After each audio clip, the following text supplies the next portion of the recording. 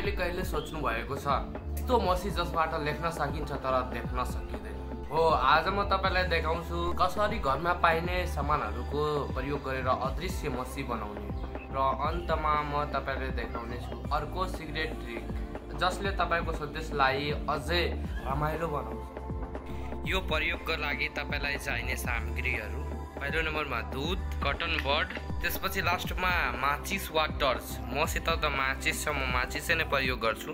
अब यो प्रयोग गर्नको लागि हामीलाई एउटा सादा कागज चाहियो। यो भयो हाम्रो सादा कागज जसमा हामीले सन्देश लेख्ने छौँ। अब कटन बड लिऊ र दूधमा डुबाएर सन्देश लेखौ।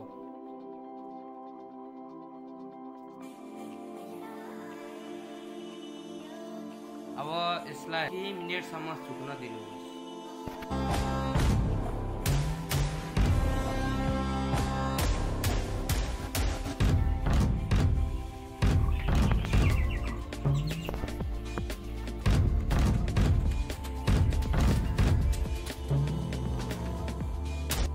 स्टेप 2 माचिस वा टर्च ल्याऊ र कागजलाई हल्का तातो गरौँ र म गर्दैछु।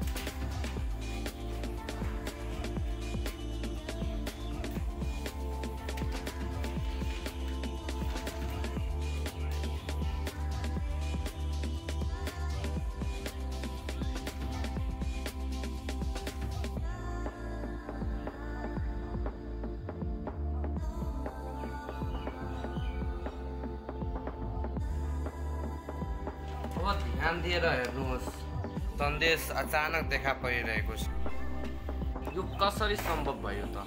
ओ दूधमा रहेको एसिड ताता हेरो वा रातो रङको हुन्छ, यसले गर्दा लेखिएको अक्षरहरू देख्न सकिन्छ। अब म तपाईलाई अर्को सिक्रेट ट्रिक्स बताउने छु। तपाईले दूधको सट्टा कागती, लेमन र भिनेगर प्लस पानी पनि प्रयोग गर्दा यो काम गर्छ। वाउ, यो प्रयोग एकदमै मजेदार थियो हैन त? अब तपाईं आफ्ना साथीहरूलाई छक्क्याउन सामग्री प्रयोग गरेर अदृश्य मसी बनाउन सोच्दै हुनुहुन्छ फिल्ममा लेख्नुहोस्। यस्तै सामाजिक विज्ञान हेर्नको लागि हाम्रो च्यानललाई लाइक, शेयर, सब्स्क्राइब गरिदिनु होला।